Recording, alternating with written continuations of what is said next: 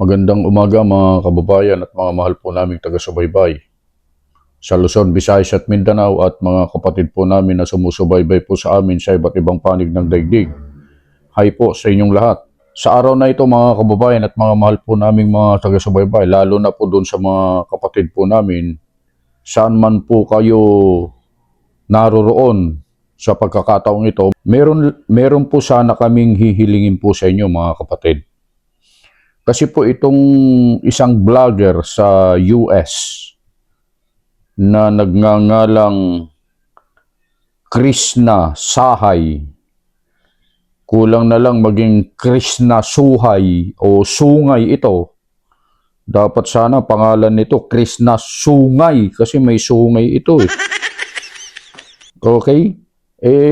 Masyado niyang nilapastangan po ang ating pagsamba na isinasagawa. Pumasok po siya sa loob at talagang binaboy niya po yung ating kongregasyon sa Amerika, mga mahal po naming mga kapatid. Kaya po kami gumawa ng ganitong content para kasi wala naman tayong magagawa dahil nandito tayo sa Pilipinas. At pangalawa, hindi naman ako magaling mag-English para sana kahit papano mabigyan natin ng reaksyon at maitag natin itong Krishna Sungay na ito para maiparating sa kanya na mali yung kanyang ginawa. Hindi naman tayo ganun kagaling mag-English mga kababayan, mga mahal po naming mga kapatid. Kaya ang gagawin na lang po namin bilang tulong na lang po. Ito kasi hindi dapat talaga nagbablog itong mga ganitong vlogger. Pero tingnan nyo ang dami niyang subscriber 3.4 million ang kanyang subscriber. Pero parang mawawala ito ng parang bula kasi nakagawa siya ng isang napakalaking pagkakamali sa kanyang buhay. Opo, masasabi natin ito ay isang napakalaking pagkakamali niya na nagawa sa kanyang buhay. Sapagkat nilapastangan niya po ang buong iglesia, lalo na po yung sagradong bagay sa loob ng iglesia na yun nga po yung ating mga pagsamba. Hindi po niya nababatid po kasi at hindi niya alam kung gaano kasagrado ang ganitong mga bagay. Kaya itong taong ito ay gumawa pa ng kung ano-ano sa kanyang content na pinalabas niya. Pinanood ko po kasi yung kanyang content mga kapatid at pati yung mga salita binago niya. Tinakpan niya yung mukha ng mga nakausap niya pero yung salita binago niya yung mga salita na para bagang nagtatanong siya pero yung sagot ng kausap niya iba na dun sa original na sagot ng mga taong kausap niya na mga kapatid po natin. Talagang binaboy niya po mga kapatid. So gagawin natin, ang tayong magagawa natin dito mga kapatid ay walang iba kundi i-report. I-report natin yung kanyang YouTube channel. Pakita ko po sa inyo, ito po yun.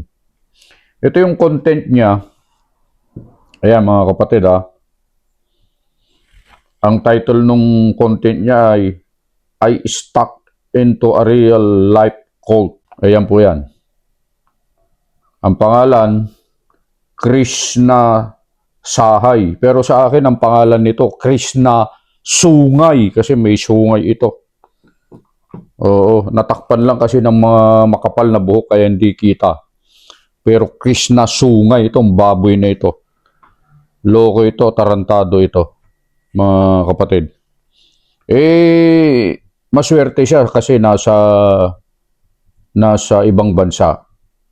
Maswerte siya. Kung dito lang sa Pilipinas ito, hindi ko na lang alam. Hindi ko lang alam kung dito lang sa Pilipinas ito. Hindi ko naman sinasabing walang magagawa yung mga kapatid natin doon. Malaki ang magagawa po ng mga kapatid doon. Pero mga kapatid, lalo na po, may mga nanonood po sa amin. Kasi tinignan po namin, napakarami pong nanonood po sa amin dyan sa US. Okay mga kapatid, gawin natin ang naaayon po sa batas. So siguro ang gawin natin dito, una, yun nga, i-report natin yung magkaroon ng massive report sa account nito sa YouTube para mabigyan ng leksyon. Kasi napakalaking paglapastangan po ang ginawa niya po sa iglesia, sa kabuuan. Lalong-lalo na po yung paglapastangan po niya sa napakasagradong bagay na yun nga po yung ating mga pagsamba. Mga mahal po naming mga kapatid. Kaya, ito po, nakikisuyo po kami sa inyo mga kapatid na i-report po natin ito, yung YouTube channel ng taong ito. Yun lamang po ang tanging magagawa natin, pero doon sa mga kapatid po namin dyan, na nandyan po, alam po namin na, alam po ninyo ang ginagawa po ninyo. At higit po sa lahat ay, alam po ng pamamahala ang gagawin po nila tungkol po sa bagay na yan. So yung sa atin mga kapatid, yun lang magagawa natin muna. I-report natin, massive report, itong account ng taong ito na si Krishna Sungay para sa ganun ay may paabot din natin sa YouTube team kung gaano kalapastangan itong taong ito. Yung ginawa po niya sa iglesia, lalo na po sa isinasagawang pagsamba. So yun lamang po mga kapatid at kung gusto nyong malaman kung papaano yung pagre-report ay ilalagay ko po sa screen kung paano po yung step by step na pagre-report para ma-report po natin ang account ng taong ito. Ilalagay po namin yan sa screen. And bago tayo magtapos sa bidyong ito, mga kababayan at mga mahal po naming taga-subaybay, hindi ko po nakakalimutan po na batiin ang mga kapatid po natin na patuloy po na sumusuporta. Napakarami po nilang tumatangkilik, sumusuporta at laging nanonood po sa atin dyan po sa iba't ibang bansa, lalo dyan sa US. Napakarami po nating mga kapatid po dyan na nanonood po sa amin. Hi po sa inyong lahat, mag-iingat po kayo. At maging sa mga kapatid natin, hindi lamang po sa US kundi sa iba't ibang panig ng daigdig.